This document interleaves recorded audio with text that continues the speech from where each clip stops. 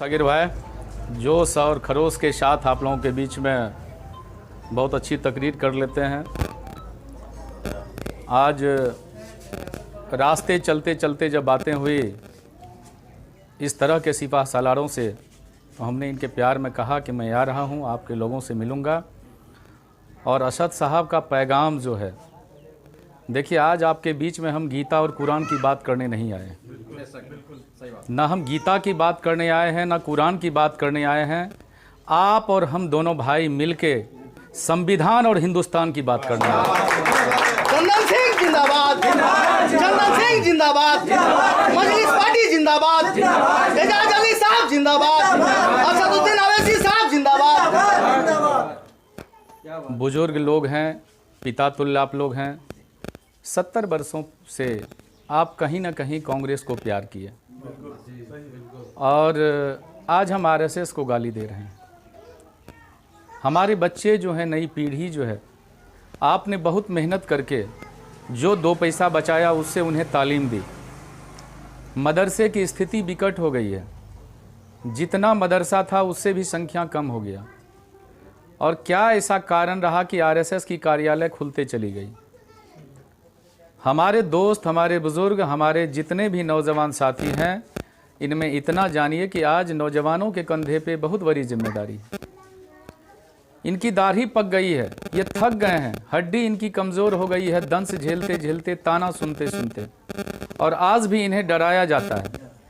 अपने अब्बू को, अपने चाचा जान को बचाने के लिए हमको, आपको आगे आना होगा।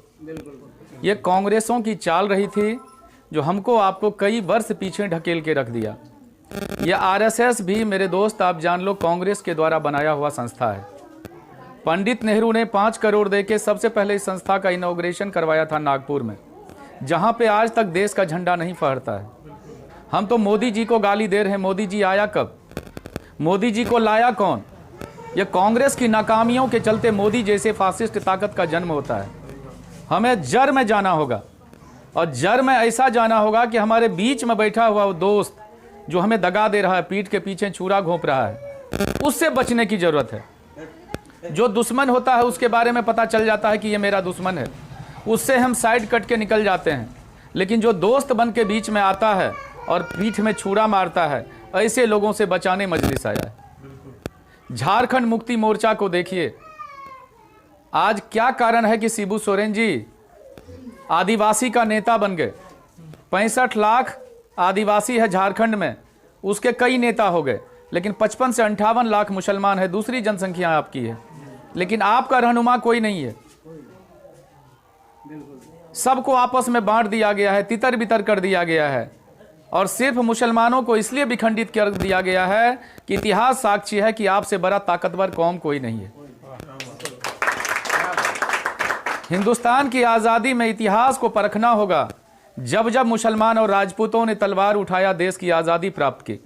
मुसलमान और राजपूतों ने ही सत्ता को सुशोभित किया। मुसलमान और राजपूतों के खून में, रग रग में सत्ता को सुशोभित करना और जनता के प्रति वफादारी के साथ सत्ता की लोलुपता को दिखाना, यह इतिहास कहता है। आप चले जाइए इंडिया गेट पे, अगर 93,000 लोगों का नाम है तो उसमें 63,000 मुसलमान हैं जिन्होंने देश की आज़ादी के लिए आहुतियां दी हैं। आप ऐसे लोगों को बताइए। ये बात अगर मजलिस बता रही है, चाचा जान, हम कहाँ गलत हैं? हम किसको हराने के लिए, किसको जिताने के लिए आए हैं? सच्चाई तो यही है, असद आपका बेटा है। आप लालू यादव को बेटा मानते हैं, उसे नेता बना देते हैं। मायावती को बहन मानते हैं, हाथी पे बैठ जाते हैं। ममता बनर्जी तृणमूल घास पे आप बैठ जा रहे हैं।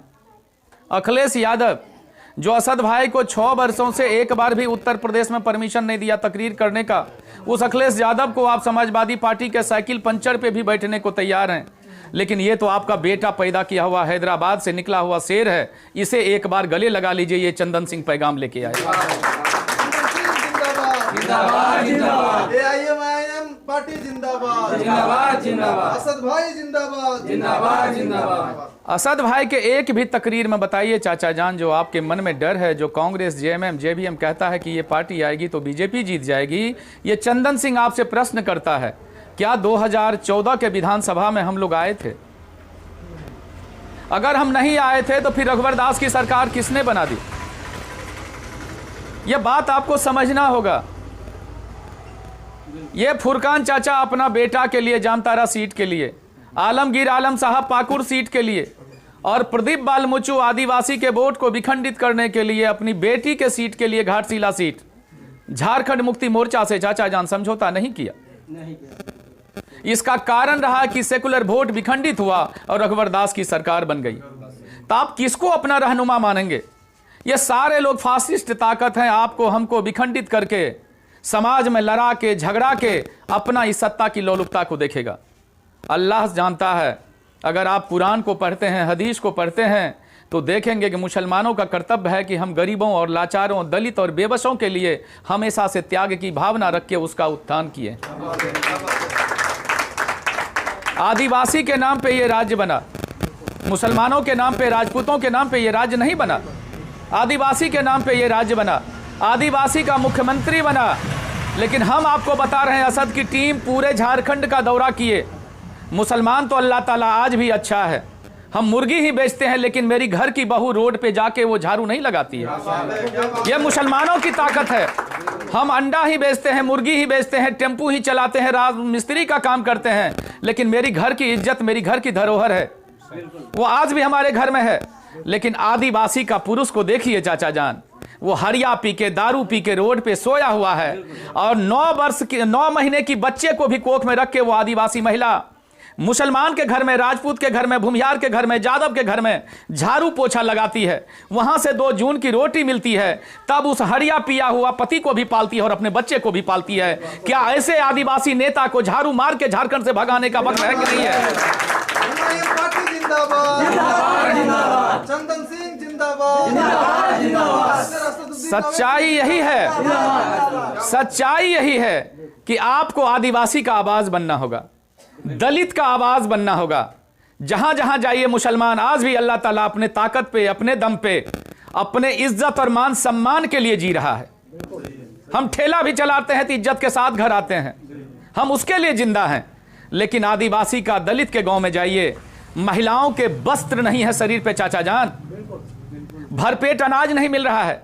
आदिवासी की महिला जा रही है जंगल, वहां से पत्ता चुन रही है, तब शहर में पत्ता बेच रही है। जो आप पान खाते हैं और पान में जो पत्ता लपेटा जाता है, वो किसी आदिवासी महिला के द्वारा जंगल से तोड़ के तब शहर में बेच के तब उसका घर चलता है। जब वो आदिवासी का नेता होके आदिवासी का जिंदगी सुधार नहीं सका, तो क्या वो मुसलमान का जिंदगी सुधारेगा? ये मुसलमान को बताने मजलिस आया है। हमने कहा कि आप मेरे मदरसे की स्थिति ठीक कर दो। बताइए, ये ताना मिलता है कि आदिवासी को तो छोड़िए, मुसलमानों को टारगेट किया जाता है। जो जितने भी मदरसे हैं सब में मुसलमान का आतंक पैदा होता है। बताइए चाचा जान, क्या कांग्रेस को जवाब देने का आप लोग कभी नहीं सोचे? आपका जुबान क्यों छीन लिया गया? जब हम लोग मदरसे का दौरा करते हैं तो मदरसे का मौलवी कहता है, सिंह जी हम लोग समाज से भीख मांगते हैं, 100 रुपया 200 रुपया चंदा लेते हैं। अगर पैसा किसी के घर में नहीं है तो 5 किलो अनाज दे देता है। हम साल भर का जुगाड़ करते हैं, तब साल भर इस बच्चे को शिक्षा देते हैं, तालीम देते हैं। रे बेईमान, उस मदरसा को जाके देखो, कम से कम वहां बच्चे किस तरह से पढ़ रहे हैं, और तुम कहते हो कि आतंकवादी पैदा लेता है। यह बात चाचा अब समझने का समय आ गया है। असद भाई इत्तेहाद इसलिए पैदा करना चाहते हैं। मुस्लिमीन शब्द उनके दादा जान ने रखा था, उनके अब्बू जान ने इस पार्टी को सींचा था। हैदराबाद का निजाम तो हमेशा से देश के लिए कुर्बानी दिया है। पंडित नेहरू को आप जानते होंगे, हमारे बच्चे तो सिर्फ पढ़ते होंगे। वो चाइना का युद्ध याद कीजिए, जब पूरा देश विखंडित हो गया था, देश भूख के कगार पे चला गया था, भरपेट अनाज नहीं मिल रहा था, उस समय हैदराबाद का निजाम 5000 किलो सोना बेच के बंदूक और गोली खरीदने के लिए पंडित नेहरू को दिया था। यह मुसलमानों की ताकत है, यह हैदराबाद के निजाम की ताकत है। ये आपको बताना होगा। आइए, बहुत कहने के लिए है, इत्तेहाद पैदा कीजिए अपने में, मन से ये डर निकालिए। जब लालू यादव पार्टी बनाता है तो कोई नहीं कहता है कि ये यादव की पार्टी है, हम नहीं जाएंगे। मायावती अगर पार्टी बनाती है तो कोई नहीं कहता कि ये दलित की पार्टी है, हम नहीं जाएंगे। अगर मायावती को छोड़ के ममता बनाई, शरद पवार बनाए, तमाम लोग अपनी अपनी पार्टी बनाए, आप कभी चाचा नहीं पूछते कि ये कौन जात का पार्टी है। फिर अगर असद भाई अगर पार्टी बनाए तो फिर क्यों इन्हें प्रताड़ित किया जाता है कि ये मुसलमान की पार्टी है? ये बताने चंदन सिंह आपके बीच में आया है। यह मुसलमानों की पार्टी नहीं है। अगर मुसलमानों की पार्टी होता तो चंदन सिंह आपके बीच में आगाज करने कभी नहीं आता चाचा जान। यहां दलित भी है, आदिवासी भी है, सवर्ण भी है। चूंकि यह बंदा सुपरस्टार है राजनीति का, सलमान खान की तरह। आने वाले समय में आप देखेंगे जिस तरह से सलमान खान को पिक्चर में पहले एंट्री नहीं मिलता था, वहां राज कपूर की तूती बोलती थी, नरगिस और बैजंती माला जैसी हीरोइन आपके जमाने की थी। आज हमारे भाईजान के जमाने की हीरोइन कैटरीना कैफ है। ठीक उसी तरह से जब सलमान खान के पिताजी पहले बार गए तो उन्हें हीरो बनने नहीं दिया गया। ये आपको बताना होगा उन बच्चे को। वहां से दंश झेल के सलमान खान ने अपने आप को स्थापित किया और राज कपूर के बेटा से लेके पोता तक आज सलमान खान को सैल्यूट करता है और मुसलमान से ज्यादा पिक्चर उसका हिंदू देखता है। इसलिए यह बताने चंदन सिंह आया है। ठीक उसी प्रकार से राजनीति का यह सुपरस्टार है, संविधान की बात करता है, सबको लेके चलने की बात करता है, मुसलमानों में इत्तेहाद पैदा करता है कि आप अपने लिए नहीं, दलित के लिए, आदिवासी के लिए, मजलूमों के लिए आवाज बनिए। अल्लाह जानता है कि आने वाला समय हमारा है। इससे ज्यादा कुछ नहीं कहेंगे। झारखंड की जो बगिया है इसमें सारे जात मिल चुके हैं। अब देर मत कीजिए, उस शेर का स्वागत के लिए रांची आइए। हम सभी फिर आएंगे, फिर बैठेंगे, तकरीरें होंगी और इंशाअल्लाह मैं विश्वास दिलाना चाहता हूं झारखंड की तस्वीर बदलेगी और घर घर से पतंग लहरेगा। यह विश्वास चंदन सिंह आपको दे रहा है।